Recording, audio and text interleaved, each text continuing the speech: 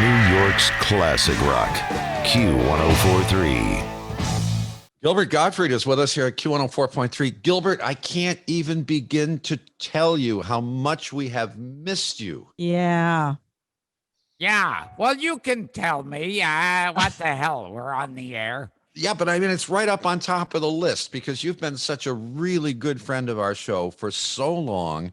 And here it is, almost November. November is next week. And ordinarily, you would have visited us for breakfast several times already this year. I just want you to know, even though I'm not in New York at this moment, you could ship me a breakfast sandwich.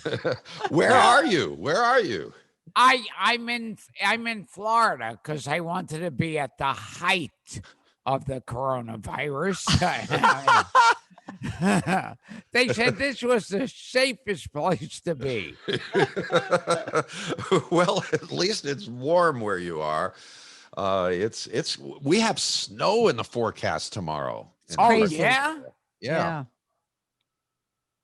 Now, also, I miss going into your junk room there. Or That's maybe my that's your office. Yeah, that's my office. Yeah, it's your Yeah, that's office. not a junk I room. consider it your junk room.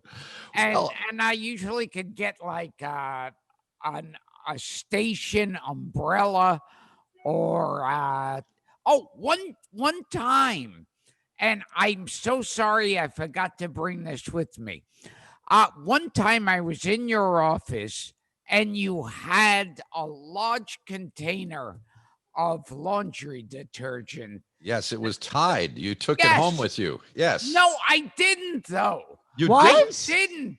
I forgot. And when I got Oh. home, I said I forgot the laundry detergent, and then some other schmuck stole it. Oh, okay. Because I told you you could have it. I remember that. I know that. I don't rub it in.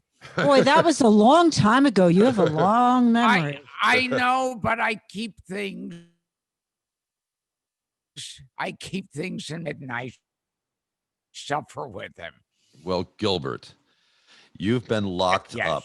You've been locked away like everybody else since March. You haven't been able to do what it is that you do so well and go out and entertain people.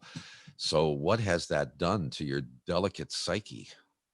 Oh God! Well, my psyche went years ago, but it's a very it's a weird time period for everybody. This is insane, and it's so funny. I used to like this was. It feels like 5,000 years ago that I did your show on a regular basis. Uh-huh. 'Cause I've been because of this thing, Yeah. and usually I'd be playing at Caroline's, Yep. so I'd stop over at your show first, and I saw somebody sent me a photo. I guess I was like the last person to be coming up at Caroline's, so it's like. On account of the coronavirus and the riots were going on at that time, you see Caroline's is all boarded up, and you see a picture of me, and it says Gilbert Gottfried coming soon, which is yeah. Well, hopefully when they reopen Caroline's, which is such a New York City institution, you'll be among the very first on the stage. Yes. Yeah, and but I won't be booked that night. I'll just come up on stage. Yeah. Well, you have to do something, in order to fill the time. Now, I recall several years ago, during the height of its popularity, before the movies were released, when you famously narrated 50 Shades of Grey. Yes. Have you done any other books recently where people can find videos of you doing your famous book narrations? Well, I didn't do another book one, but if you look it up, and I can't repeat any of it on your show, I read the lyrics to WAP. Oh, Yeah. a dramatic reading of Cardi B's #1 international hit record. That would be one for the books. Yeah. Yep. Yeah. Those lyrics were offensive even to me. And also I'm doing Cameo, cameo.com. Now, Cameo is with Halloween coming up. I mean, there would be a lot of opportunities for people to take advantage of your participation in Cameo. Cameo is really interesting because it allows you to create custom work for your fans. Yeah, it's like if they go to cameo.com/Gilbert Gottfried, they'll get me doing whatever. Happy birthday. I love you. I hate you. Happy graduation. And also now for Halloween, they could either have me as me or me as Dracula Gottfried. What's Dracula Gottfried like? I would talk like that. And I even have a cape.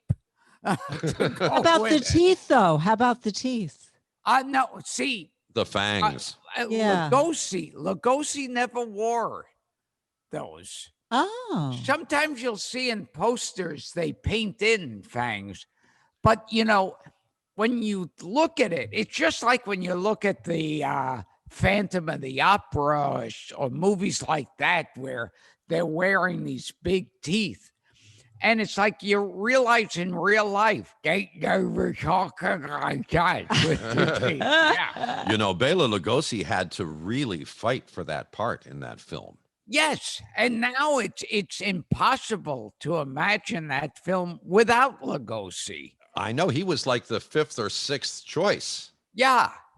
and it's like one of those things like in 1,000 years from now, if you ask someone to talk like a vampire, they'll go into a Bela Lugosi imitation.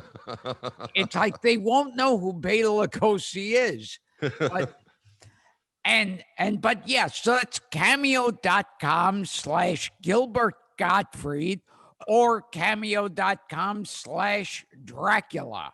Now the thing is that these videos are customized, right? Yes. So if it's Billy's birthday, you're making a video that is, specifically for Billy, with Billy's name and whatever details about Billy's life they want to have included in it, right? Yes, yeah. They'll give me facts to talk about, and yeah, just I sometimes they'll go, it's for Billy's birthday, and I'll send them one, and they'll send back a note saying, "Could you do it over again? Because Billy is 5." And gee, yeah, maybe I went a little far on that one. Shelli, doesn't this just make you nostalgic for the days when we were all together? It just feels like so long ago. Gilbert, I want to know though, what have you been doing with your time? Well, when I'm not doing Cameo, I'm staring out the window going, it's too hot here. And see, I don't like heat and I don't like sunshine. I'm not a big sunshine. I like overcast. Then what the hell are you doing in the Sunshine State? I ask myself that every second of the day. How do you feel about humidity? They have a lot of that there too. Oh, another thing I just adore. Well, you've been doing your podcast, right? Yes. Yeah. I've been doing the podcast and we've had on, oh God, who did we have on recently? Well, I mean, over the years, I've had Dick Van Dyke, Carl Reiner, Bruce Stern.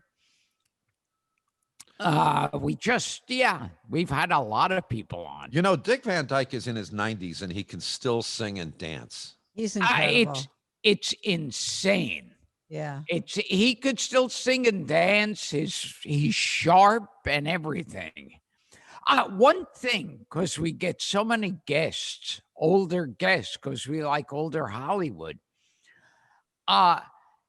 One guy tweeted about after listening to one of our guests, and he says, "Your show proved once again you don't have to fear your 80s and 90s."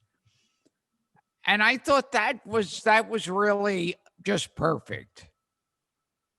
Well, I don't know why, but I have an obsession with old films. And by Yeah. old films, I mean films really that were made before I was born. Yes. I just spend hours and hours and hours watching them and discovering them. And I just, they have an appeal to me that I can't even explain. They're just so good. Yeah, it's like, well, I mean, I grew up and well, it's like I remember when the best film school in the country was in your living room. It's like you turn on the TV and it was old films. It's like they now you'd have to go to the old film channel to watch it. And it used to be old, and I'd see all the old monster films that I was in love with, all the Karloff, Lugosi, and Cheney Jr. And then another station would have all the gangster films with Bogart and Cagney and Robinson. And it's like you got such an education and it was so much fun to watch. And you're right, it was accessible. I mean, Channel 2 had their late show that was on with movies at night. You had the $1 Million Movie on Channel 9 here in New York. You had the 4:30 movie in the afternoon on Channel 7. This is as recently as the 70s. And I think the 4:30 movie, was that the one they would have the same movie on like the entire week? Well, to make sure everybody had an opportunity to see it. But there is, I mean, movies today have bigger budgets, they're bigger productions, they have bigger effects, but somehow the stories don't seem as interesting to me. No. And I think I know what it is for you, Jim. I What? think I know what it is. If there is supposed to be a happy ending, there would be the happy ending. There wouldn't be the go to dark. They don't always have happy endings. I mean, I watched The White Cliffs of Dover just the other day on TV, and it's one of the saddest, bleakest endings of any movie ever. I usually pay extra for a happy ending.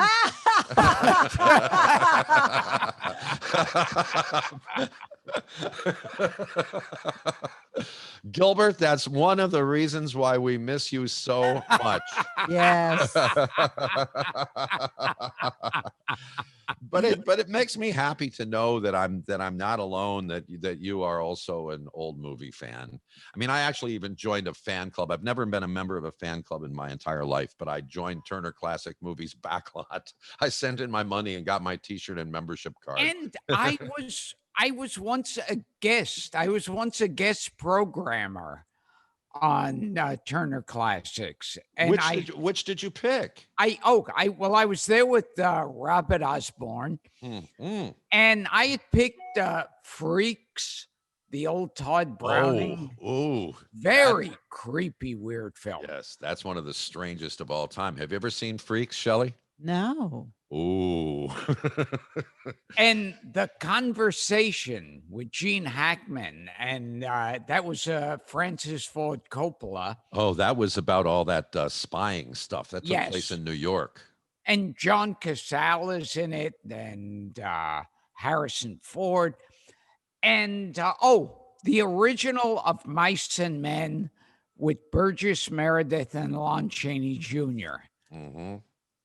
And I picked The Swimmer.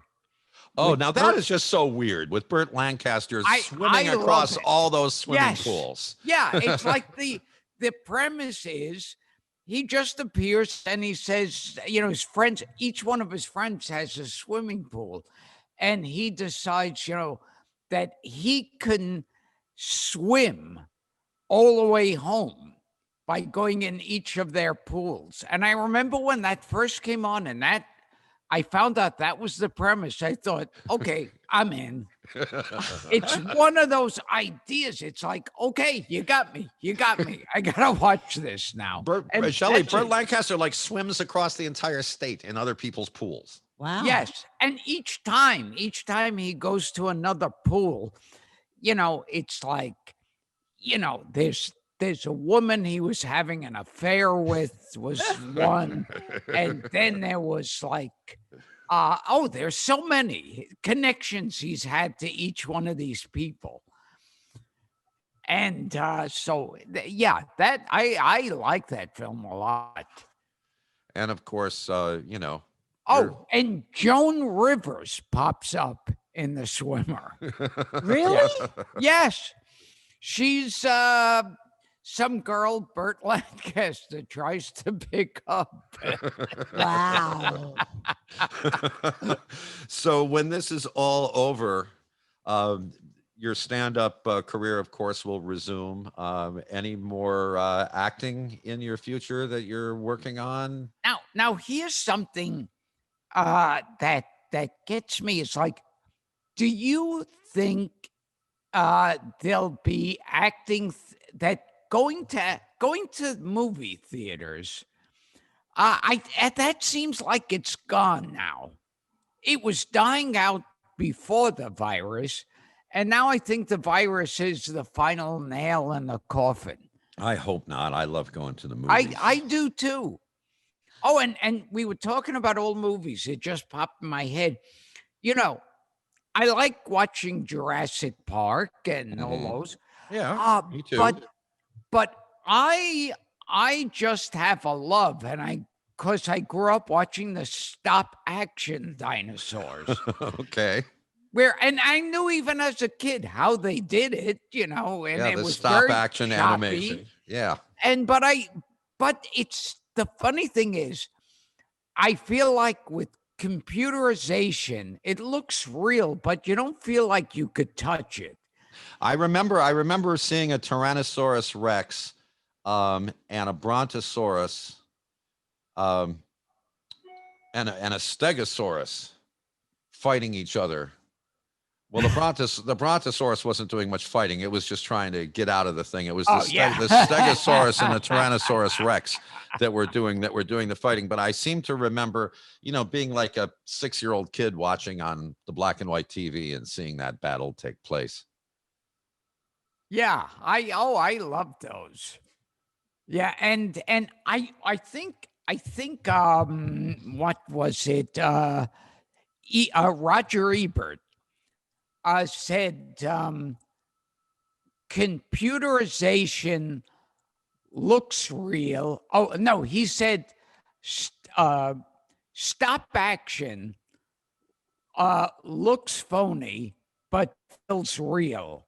And he said computerization looks real but feels phony. Well, when it comes to animated film, I mean, you're an accomplished actor in the world of animation. And that always struck me as being something that, I mean, I wouldn't know how to do it, but it seems to me like it would be really fun, especially when you go to the movie theater and you're sitting in the screen and you see the big, beautiful color animated film up there and it's you. I mean, it's your voice. That's kind of that has to be just the coolest feeling. I remember seeing the screening of Aladdin, and they when the movie ends, there's applause, and then the credits are coming up, and right as the cast credits are coming up, it goes into a whole new world. And the audience starts applauding madly, and I thought, this is one of those showbiz moments. Did you go? Well, you just mentioned you went to a screening. Did you go to the world premiere and walk on the red carpet? Yeah. I remember the red carpet when I was in Beverly Hills Cop 2, and I walked the red carpet, and it was just it was old classic Hollywood. It was at the Groman's Chinese Theater, and it was like, photographers, flash bulbs all over the place, and the strobe lights. And I remember walking from the theater to the party, and it was roped off, and them blasting Shakedown Breakdown over the speakers. And I thought, that's another one. I'm in show business. Okay. Well, show business is your life, and we always love sharing your life with our listeners because you're one of our good friends, and we really do miss you. And I know. It's crazy time period. Okay, let's give the shameless plugs for your website, your podcast, and Cameo. Go. Okay. My podcast is Gilbert Gottfried's Amazing Colossal Podcast. Gilbert Gottfried's Amazing Colossal Podcast. And for a Cameo, for a personalized message, go to cameo.com/Gilbert Gottfried, or a special Dracula Gottfried greeting, cameo.com/Dracula Gottfried. Perfect for Halloween. I was working in the lab late one night. Bobby Pickett. Yes, Bobby Pickett. Yeah. Have you ever seen Lobster Man from Mars? I don't think so. That's with Bob Pickett and Tony Curtis. Oh, that sounds great. Add it to the list. Gilbert Gottfried, thank you so much for joining us at Q104.3. See you when you get back to town, we hope. Oh, I hope so too. New York's classic rock, Q104.3.